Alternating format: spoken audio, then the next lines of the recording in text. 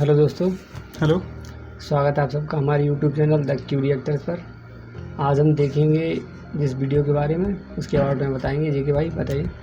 तो आज का वीडियो होने वाला है Maharashtra versus Uttar Pradesh economy, which state will be first to become $1 trillion economy. जैसा कि हमारे देश के जो प्रधानमंत्री हैं श्री नरेंद्र मोदी जी, उनका सपना है कि हमारी जो कंट्री की इकोनॉमी है उसे 5 ट्रिलियन बनाना है।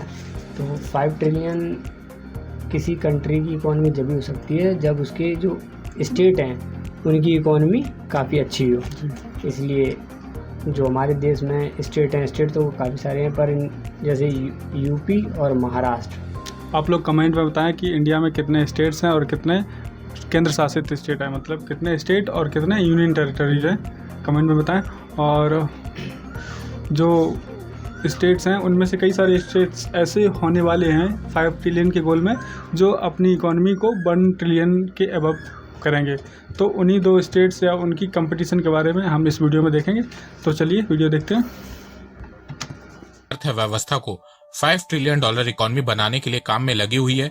उसी तरह महाराष्ट्र और उत्तर प्रदेश की सरकार अपने राज्य की अर्थव्यवस्था को $1 ट्रिलियन इकोनॉमी बनाने में लगी हुई है। अब इनमें से जिस तरह भारत सरकार देश की अर्थव्यवस्था को $5 ट्रिलियन इकोनॉमी बनाने के लिए काम में लगी हुई है, उसी तरह महाराष्ट्र और उत्तर प्रदेश की सरकार अपने राज्य की अर्थव्यवस्था को $1 ट्रिलियन इकोनॉमी बनाने में लगी हुई है। अब इनमें से भारत का कौन सा राज्य पहले $1 ट्रिलियन की इकोनॉमी बनेगा, आइए जानते हैं। तो नमस्कार दोस्तों, स्वागत करते हैं आपका चार्जिंग पॉइंट हिंदी में। दोस्तों, आज के इस वीडियो में हम जानेंगे कि भारत में कौन सा राज्य सबसे पहले $1 ट्रिलियन की इकोनॉमी बन सकता है। तो जुड़े रहिए आप इस वीडियो के साथ। भारत में इस समय फिलहाल 2 स्टेट के बीच $1 ट्रिलियन इकोनॉमी बनने में कंपटीशन बना हुआ है और वो 2 स्टेट महाराष्ट्र और उत्तर प्रदेश हैं। महाराष्ट्र जो इस समय भारत की लार्जेस्ट स्टेट इकोनॉमी है, जिसकी जीडीपी $440 बिलियन है, वहीं उत्तर प्रदेश 2022 में तमिलनाडु और गुजरात को बीट करके भारत की सेकंड लार्जेस्ट स्टेट इकोनॉमी बन गई है।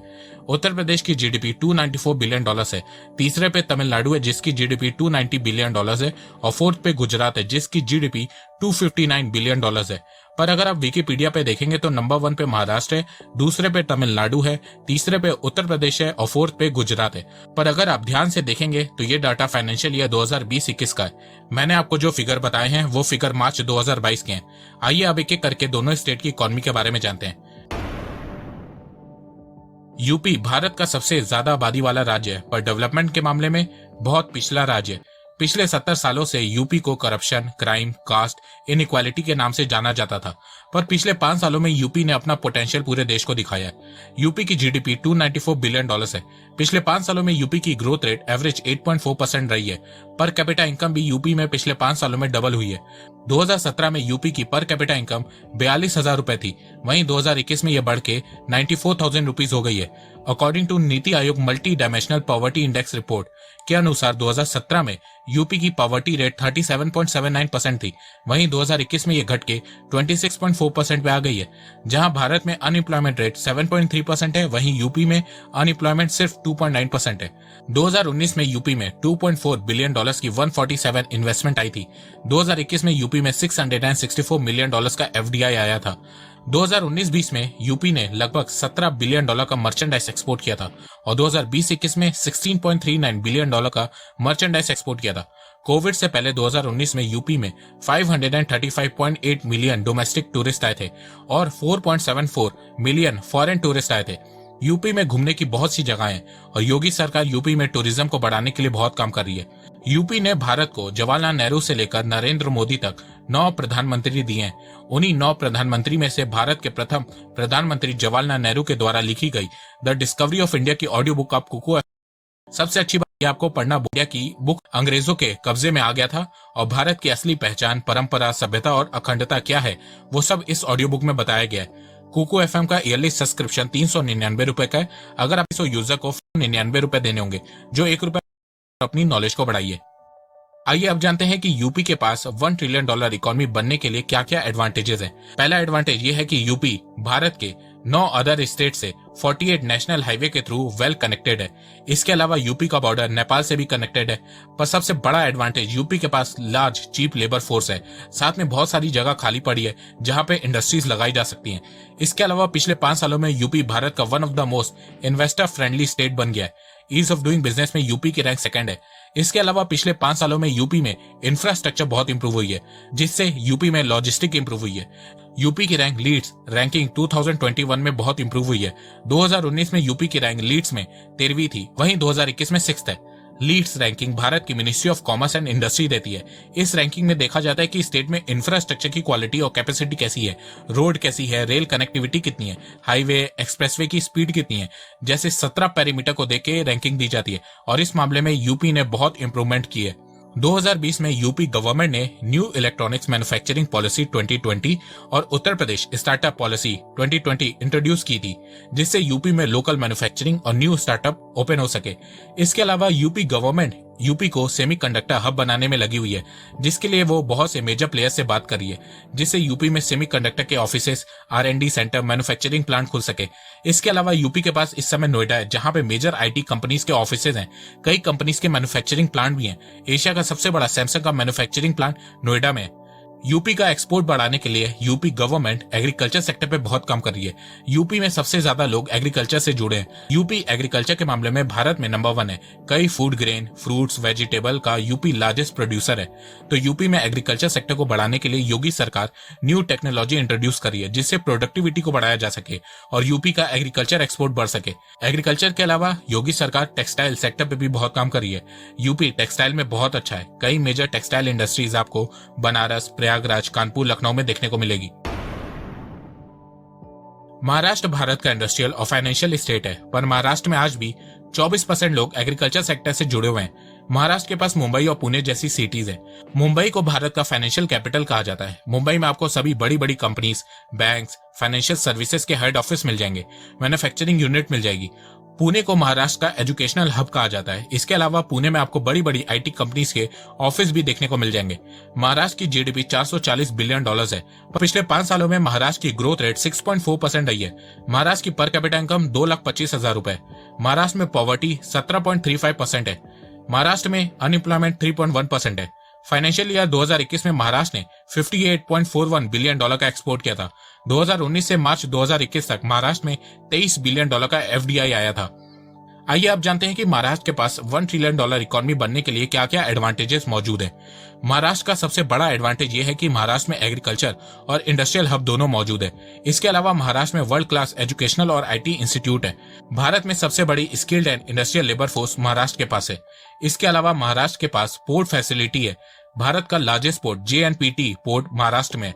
इसके अलावा महाराष्ट्र के पास मुंबई है, जो कॉमर्शियल कैपिटल ऑफ इंडिया से इवॉल्व होकर ग्लोबल फाइनेंशियल हब बनता जा रहा है। इसके अलावा महाराष्ट्र के पास एक प्रॉपर इंडस्ट्रियल इंफ्रास्ट्रक्चर भी है। महाराष्ट्र अकेले इंडिया का 25% इंडस्ट्रियल आउटपुट कंट्रीब्यूट करता है। महाराष्ट्र के एक्सपोर्ट को बढ़ाने के लिए महाराष्ट्र गवर्नमेंट ने टेक्सटाइल पॉलिसी इंट्रोड्यूस की है। मैग्नेटिक महाराष्ट्र इनिशिएटिव को लॉन्च किया है। इस इनिशिएटिव के थ्रू 15 सेक्टर में 25 इंडियन कंपनीज ने $8.3 बिलियन का MOU साइन किया है। इसके अलावा महाराष्ट्र गवर्नमेंट एग्रीकल्चर और टूरिज्म सेक्टर को बूस्ट करने पे भी काम कर रही है। साथ में मैन्युफैक्चरिंग सेक्टर को बढ़ाने पे भी काम कर रही है। अगर इस समय आप दोनों महाराष्ट्र और उत्तर प्रदेश की GDP देखेंगे तो दोनों स्टेट की GDP में लगभग $150 बिलियन का डिफरेंस है। पर पिछले कुछ सालों में जिस स्पीड से उत्तर प्रदेश ग्रो हुआ है, उससे इन दोनों राज्यों के बीच डिफरेंस बहुत जल्दी कम होता हुआ दिख रहा है। जहां महाराष्ट्र को $1 ट्रिलियन इकोनॉमी बनने के लिए अपनी GDP 2.5 टाइम्स इंक्रीज करनी होगी, वहीं उत्तर प्रदेश को $1 ट्रिलियन इकोनॉमी बनने के लिए अपनी GDP 3.5 टाइम इंक्रीज करनी होगी। महाराष्ट्र गवर्नमेंट ने 2025 तक $1 ट्रिलियन इकोनॉमी बनने का टारगेट सेट किया है। वहीं यूपी गवर्नमेंट ने 2027 तक $1 ट्रिलियन इकोनॉमी बनने का टारगेट सेट किया है। वैसे देखा जाए तो महाराष्ट्र भारत का पहला $1 ट्रिलियन इकोनॉमी वाला राज्य बन सकता है। महाराष्ट्र के पास सब कुछ है, रिसोर्सेस है, एग्रीकल्चर है, इंडस्ट्रीज है, IT सेक्टर है, स्किल्ड लेबर फोर्स है। पर दूसरी तरफ जिस स्पीड से यूपी ग्रो हो रहा है, उसे भी इग्नोर नहीं किया जा सकता है, क्योंकि यूपी के पास भी सब कुछ है, रिसोर्सेस है, लोग है, एग्रीकल्चर है, पर 70 सालों तक उसका पूरा यूटिलाइजेशन वहां की सरकार नहीं उठा सकी है। या फिर ये भी कह सकते हैं कि यूटिलाइज अपने काम के लिए किया है। पर 2017 के बाद जिस तरीके से यूपी के सीएम योगी आदित्यनाथ जी ने यूपी को संभाला है, यूपी में क्राइम को कम किया है, इंफ्रास्ट्रक्चर, एजुकेशन, हेल्थ सेक्टर पहले के मुकाबले इंप्रूव हुआ है, उसके चलते यूपी भी भारत का पहला $1 ट्रिलियन इकोनॉमी वाला राज्य बन सकता है। पर भारत के दूसरे राज्य तमिलनाडु, गुजरात और कर्नाटक भी $1 ट्रिलियन इकोनॉमी बनने के लिए जोर लगा रहे हैं। वैसे आने वाले समय में मैं हर स्टेट की इकोनॉमी के ऊपर एक सेपरेट वीडियो बनाऊंगा। आपको किस स्टेट के बारे में पहले जानना है वो आप मुझे कमेंट सेक्शन में बताइए। तो वीडियो काफ़ी इन्फॉर्मेटिव था और जैसा कि इनमें बताया गया है कि जो आंकड़े दिखाए हैं वो शायद भारतीय सर्वेक्षण विभाग, नीति आयोग या कोई दूसरा सोर्स है, तो ठीक ही है। उसमें जो इकॉनमी 5 ट्रिलियन होनी है तो स्टेट को तो करनी है मेहनत। और जो वहाँ की गवर्नमेंट, जैसे कि यूपी के बारे में बोला गया है कि यूपी में जो गवर्नमेंट थी वो 70 सालों से उनकी जो यूपी की क्षमता है उसे यूटिलाइज़ नहीं किया, उसे यूज़ नहीं किया। तो आपका क्या ख्याल है मतलब? सही बात है। जब से बीजेपी सरकार आई है तो उसमें काफ़ी सुधार हुआ है। ये सब हमें इसी वीडियो के दौरान जानकारी मिली है कि योगी जी ने काफ़ी अच्छा काम किया है, जिससे हमारी इकॉनमी डेवलप हुई है। और इसी और क्या, और तो इसमें ये भी बात बता दें कि जो यूपी के एक्सपोर्ट्स है, यूपी के पास कोई अपना पोर्ट नहीं है, कोई भी सीमा, समुद्री सीमा नहीं लगती है, तो उसे जो उसका माल भेजना होता है एक्सप्रेस वे के माध्यम से भेजना होता है। और जैसे कि आप पता है कि यूपी में एक्सप्रेस वे अब सबसे ज़्यादा है, भारत में सबसे ज़्यादा एक्सप्रेस वे वाला राज्य यूपी हो गया है। बुंदेलखंड एक्सप्रेस वे हो गया, आगरा लखनऊ एक्सप्रेस वे हो गया और यमुना एक्सप्रेस वे हो गया। लेकिन समुद्री मार्ग से सामान का इंपोर्ट एक्सपोर्ट करना काफ़ी आसान होता है, आसान होता है और सस्ता भी होता है। और जैसे ये ट्रक वगैरह से माल ले जाना या लाना कहीं से काफ़ी ज़्यादा एक्सपेंस भी होता है और टाइम भी लगता है इसमें ज़्यादा। हमें जैसे माल भेजना है महाराष्ट्र, पहले हम महाराष्ट्र भेजेंगे तो वो फ्रीट यानी कि जो किराया भाड़ा होगा वो सरकार बैन करेगी, तो वो थोड़ा बहुत मतलब ऐसा होता है कि थोड़ा डिसएडवांटेज है यूपी के लिए। लेकिन कोई बात नहीं, मेहनत होगी और अच्छे से 1 ट्रिलियन हमें ही लगता है कि भगवान की कृपा से हो जाएगा हमारा ही। योगी जी का सपना है कि 2027 तक 1 ट्रिलियन इकॉनमी करनी है। और उसमें ये भी बताया गया था कि क्या बताया गया था, जैसे महाराष्ट्र के जो सीएम हैं उनका भी सपना है कि उन्हें 2025 तक अपनी इकॉनमी 1 ट्रिलियन करनी है जी। और योगी जी का टारगेट है 2027 तक का। और बेहतरी के लिए उन्होंने ये बोला था कि हमारे यहाँ जो योगी जी के आने से कानून व्यवस्था और जो ईज़ ऑफ डूइंग बिजनेस है, मतलब व्यवसाय या व्यापार करने की जो आसानी, उसकी रैंक 2 हो गई है।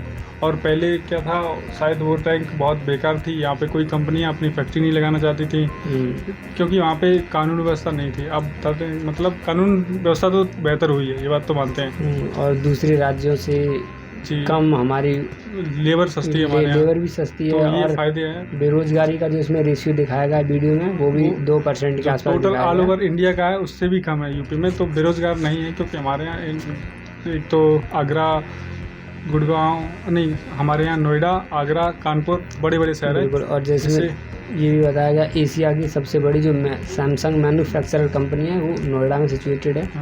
तो ये भी काफ़ी अच्छी बात है। तो इसी तरह के वीडियोस देखने के लिए आप हमारे YouTube चैनल को सब्सक्राइब करें।